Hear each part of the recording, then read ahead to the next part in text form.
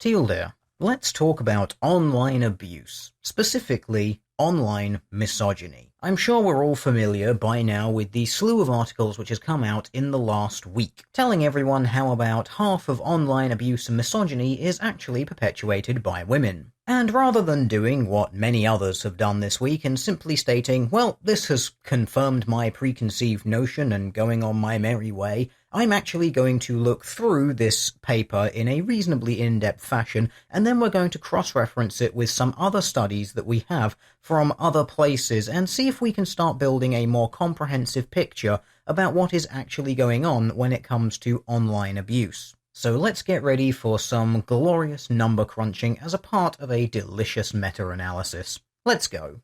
So, all of these articles are reporting on this paper, Misogyny on Twitter, by Jamie Bartlett, Richard Norrie, Sophia Patel, Rebecca Rumpel, and Simon Wibberley, which was actually published back in May 2014. So what is this study about, and how did they do it? Well, it was a two-part study. In Study 1, they collected all of the tweets in the English language which included the word rape over the period of the 26th December 2013 to the 9th of February 2014, all of which are from Twitter accounts based in the UK. The second part of the study, they did a similar method, except between the dates of the 9th of January to the 4th of February 2014. Again, all of these accounts are based in the UK, except this time they looked for the use of terms which they have deemed to be broadly misogynistic, in this instance the words slut and whore. And in order to code all of these findings appropriately, they used a technique called natural language processing, basically a computer which reads individual words and then takes them into context with the rest of the sentence to work out whether or not they are threatening or not, and this was then quality controlled with a researcher carefully reviewing random samples of the machine-coded data. So, the first study, which was looking at use of the word rape on Twitter, looked at 2,725,097 tweets using the word rape. After eliminating all of the tweets from outside the UK, they were left over with 138,662. After removing totally irrelevant tweets, for example, things discussing rapeseed oil, they were left with 108,000. At this point, a classifier was used to distinguish between tweets that were reporting or discussing stories about rape in the media, or use of the word rape in other contexts. Of the just over 100,000 that were left, about 27,000 of the sample were media-related and around 80,000 were deemed conversational. Plotting out use of the term rape in the media and the term rape appearing on Twitter gives you a rather interesting graph that looks something like this, implying that there is some degree of correlation between media use of the term rape and the use of the term rape in public discourse. Now, this is where things get interesting. Of this 80,000 conversational examples, they used a manual analysis of 500 to draw up this series of results, in which about 40% of those were deemed to be serious news, about 29 of them were a metaphor or casual use, 12% of them were deemed to be threatening or abusive, and other use was 27%. And as you can see from this sample of 500, they have simply extrapolated out the projected numbers of an average week. Now, the eagle-eyed of you out there might notice that adding up all of those percents actually comes to 108%. This will probably be explained by some tweets being able to be put into multiple categories, causing a degree of overlay. But what is rather interesting here is the examples which they've chosen to use. As you can see, the casual metaphor examples, that was my famous rape face, lol, joke, or Barcelona versus Celtic should not be shown on television as a football game, but rather as rape. The threat abuse example is at name redacted can I rape you please, you'll like it, which to some people might actually sound more like a sarcastic thing to say rather than an actual threat or abuse, but for the sake of this we will assume that it is a threat or abuse. And finally, and most amusingly, the example for other, which is rape me, hashtag Nirvana. Now, what I do personally find most interesting about this is that only 12% of these total tweets have been deemed as threatening or abusive. That really is rather a minority of those tweets. And it is rather interesting to notice and think about the fact that 12% of these tweets have been threatening or abusive, and yet 27% of them have been asinine comments like, rape me, #Nirvana. More than double the rate of uses of the term rape are just going to be general background stupidity that is social media. So what about the user breakdown? Well, over the time period, there were nearly 50,000 unique users contributing to the conversation dataset. Of those users, men use the word rape more than women, although it is not a significant difference. Looking at figure 2, we can see that the difference is, in some cases, only a few dozen tweets, ranging up to only a couple of hundred. And now a rather interesting breakdown. Based on a random sample size of 381 user profiles of people who tweeted as part of the non-media related conversation about rape, they found that only 4% of those users made some reference to gender-related activism, only 2% appeared to be overtly sexist, 9% expressed some kind of maladjustment or antisocial sentiment, 8% mentioned sports, 10% mentioned politics in some way, and 12% mentioned music. Now, if we assume that the machine-coded method is good in this study, which it seems to be, and thus the extrapolated data is reasonably accurate, only around 2% of tweets which use the term rape are actually sexist.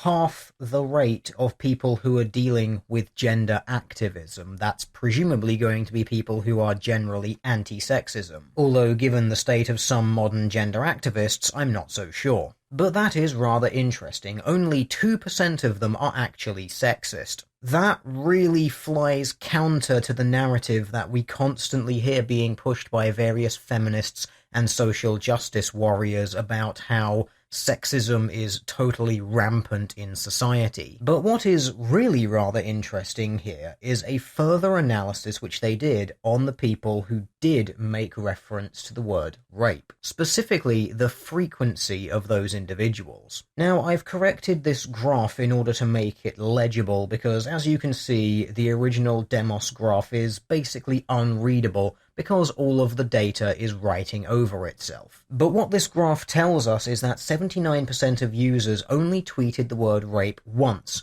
12% twice, 4% 3 times, and then most interestingly, only about 1% of them more than 10. So a lot of uses of these terms are simply one-off, which is rather an unusual frequency if you're trying to convince people that society is inherently misogynistic, or that the majority of people are incredibly sexist. To only use sexist language once? That's very questionable, and I would hypothesize that the people falling into the 10 uses or more 1%, they are probably your actual sexists. Second part of the study, looking at use of the words slut and whore. The initial stage of the search produced just over 6 million tweets, which were filtered down to just over 160,000 coming directly from the United Kingdom. Once they stripped out the irrelevant tweets, they were left with just over 130,000, which all used the term slut and whore. 48,000 containing the word whore, and 85,000-ish containing the word slut. In the rape dataset, there were a significant proportion of media stories being shared, which was not the case in the slut and whore datasets. Therefore, using the same technique as Study 1, they automatically split the data into comment, tweets which were about the use of the word itself, and conversation, tweets which included the word as part of a conversation. This then led them to find that 7,993 tweets that were commenting on the usage of the word, and 108,409 that were actual conversational usage. Plotting out both of these points, they were able to produce this graph. In a similar way to the rape tweets graph that we looked at earlier, there is a broad pattern of traffic that is somewhat relational. A small number of comment tweets to correlate with the wider set of conversations. However, the causal relationship is not clear. As you can see looking at the graph, there does seem to be a spike in comment threads, that is, a tweet just talking about the usage of the word, and that then does seem to be followed by a further spike in conversation, presumably people talking about that particular tweet. Although, as they did note, whether these two things are exactly causally related is currently unknown. Once again, to look at this data in more depth, there was a manual analysis of 500 randomly selected cases, which produces this table. 10% of them being found to be serious but non-offensive, 35% colloquial or casual, 18% generally misogynistic, 20% abusive, and 16% other, including subversive and pornography. And once again, based on this sample size of 500, they have extrapolated outwards the weekly numbers. Now, one of the examples here is particularly interesting, and that would be the example that falls into the type known as generally misogynistic. The example being, why take photos looking like a slut and then moan when people say bad things? You brought hate upon yourself, and you know it. Now, I find it very curious that that is deemed to be an example of misogyny. After all, misogyny is supposed to be a hatred of women in general, and yet that example seems to be one person pointing out to another that if they take photographs of themselves that are presumably sexual in nature, and then post them on the internet, that they then complain about receiving comments that are presumably also then sexual in nature, that the person who then did the photographing and the posting is being a bit stupid. Now, I personally wouldn't classify that as a display of hatred of all women, more a disagreement with an individual. Looking at the breakdown by gender in this particular section, we can really see where the headlines are coming from about this study. Men and women being almost identical when it comes to their rates of posting using these words. In some cases, men posting slightly more, in some cases, women posting slightly more. And unsurprisingly, the power law analysis breakdown of these particular data points once again yields a similar pattern to the one which we saw before.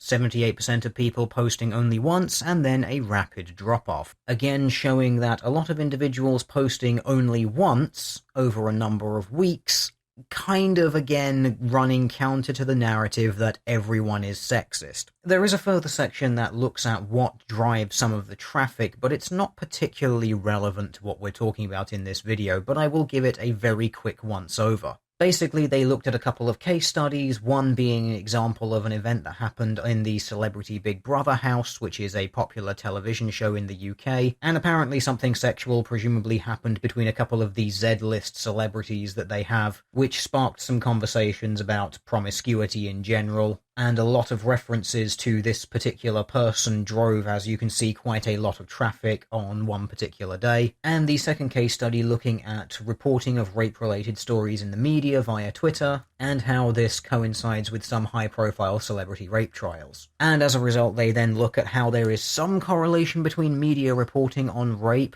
but less so with the term slut and whore.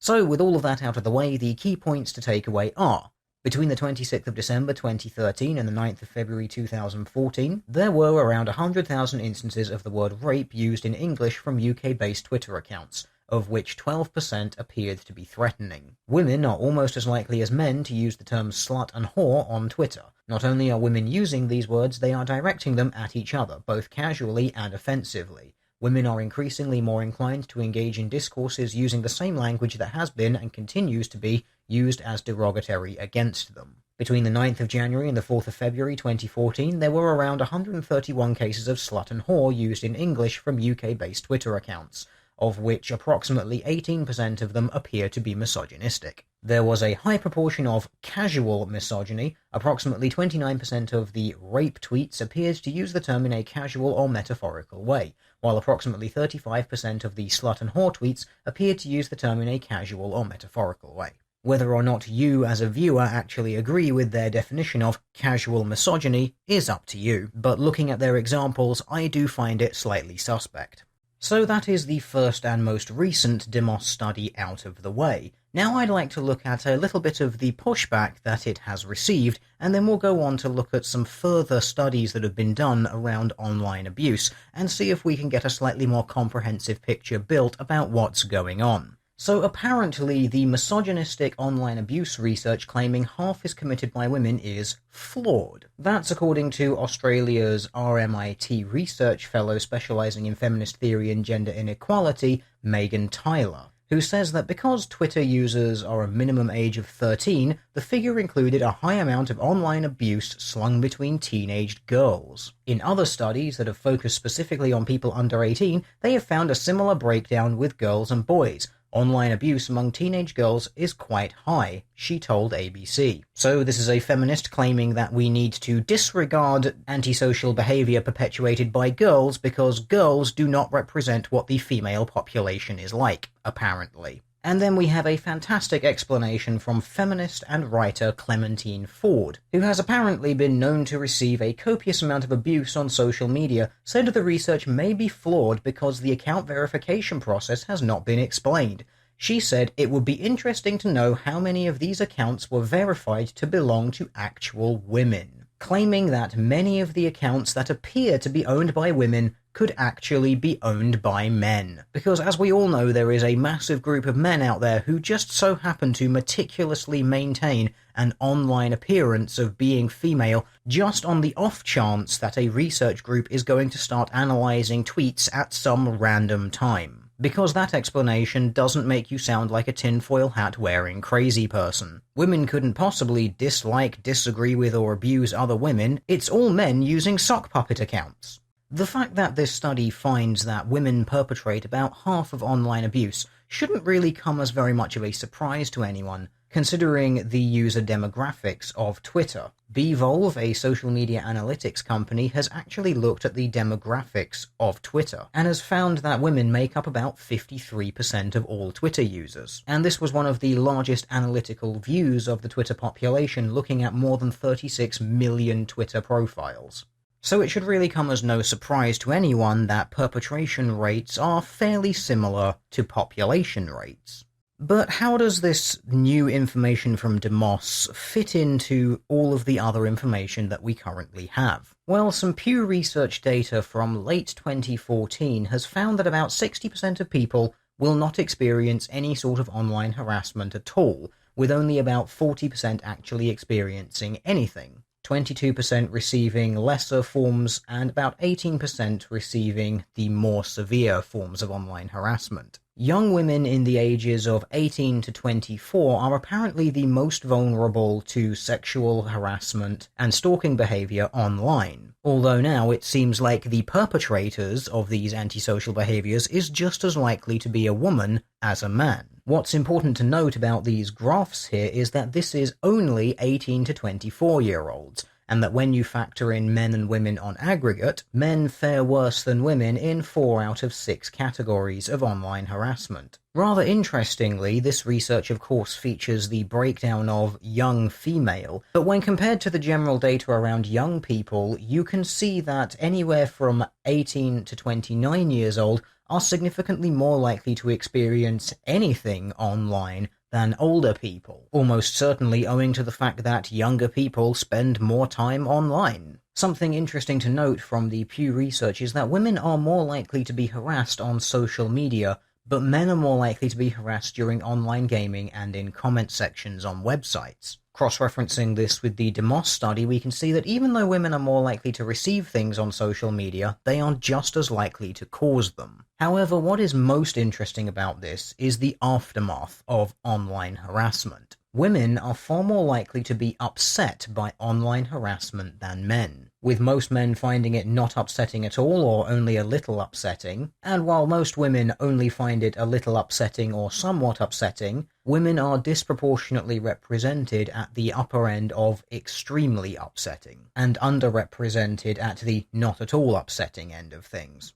So is there a possible explanation for this? Can we possibly work out why women would be using these sexually aggressive terms towards each other at such high rates? Well, there does seem to be a reason, and its root cause seems to be intrasexual competition between women, and there have been numerous studies done on this, one of which is the intolerance of sexy peers, intrasexual competition among women. This experiment featured a group of women gathered in a lab. They were told that they were going to be there for a discussion about female friendship. But the real experiment began when another young woman entered the room asking where to find one of the researchers. This woman had been chosen by the researchers because she embodied qualities considered attractive from an evolutionary perspective, meaning a low waist to hip ratio, clear skin, large breasts. Sometimes she wore a t-shirt and jeans, other times a tight-fitting low-cut blouse and short skirt. In jeans, she attracted little notice and no negative comments from the students, whose reactions were being secretly recorded during the encounter and after the woman left the room. But when she wore the other outfit, virtually all students reacted with hostility. They stared at her, looked her up and down, rolled their eyes, and sometimes showed outright anger. One asked her in disgust, "What the expletive is that?" Most of the aggression, though, happened after she left the room. Then the students laughed about her and impugned her motives. One student suggested that she dressed that way in order to have sex with a professor. Another said that her breasts were about to pop out. In Study 2, an experimental design was used to assess whether the sexy female confederate from Study 1 was viewed as a sexual rival by women. Results indicated that, as hypothesized, women did not want to introduce her to their boyfriend, allow him to spend time alone with her, or be friends with her. There are other resources on this topic below, which look at the different forms of social manifestations of aggression between men and women, and how women's aggression seems to manifest as relational aggression most of the time. Examples of relational aggression include retaliating against a peer by purposefully excluding her from one social group or bad-mouthing her to her peers. Girls who are relationally victimized are rejected by their peers, feel lonely, experience social anxiety, are socially distressed, and are significantly more submissive than their peers. And what we may be seeing in this pattern of females victimizing other females on Twitter, especially in regards to insulting their sexual market value, may very well simply be a manifestation of this relational victimization. Women using this language as a means of bringing other women down, thus elevating themselves in their perceived social pecking order. There may be other factors, of course, but this seems like a reasonable potential hypothesis for some of it, especially given how well documented this kind of behavior is. But I can't wait to hear some of the more interesting explanations that some people are going to try to posit to explain away this information. We've already had the girls don't represent females argument and the these women are just sock puppet arguments, so surely it can only get better from here, right?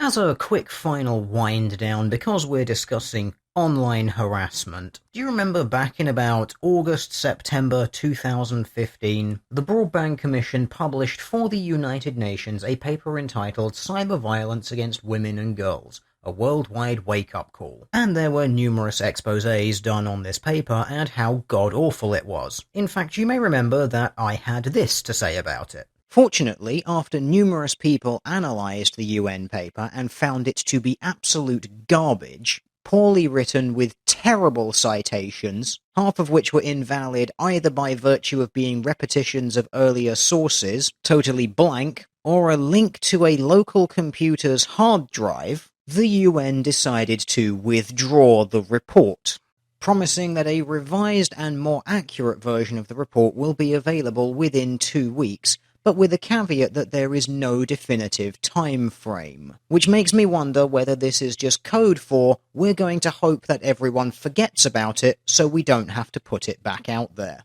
Well, it's been about 8 months, and the Broadband Commission link to that PDF goes to this page. This report is currently in revision and will be reposted as soon as all relevant inputs have been taken on board. How's that 2-week time frame going for you? It's almost like you really can't stand by your own bullshit, and you're really hoping that everyone's just forgotten about it. But I haven't. A deer never forgets.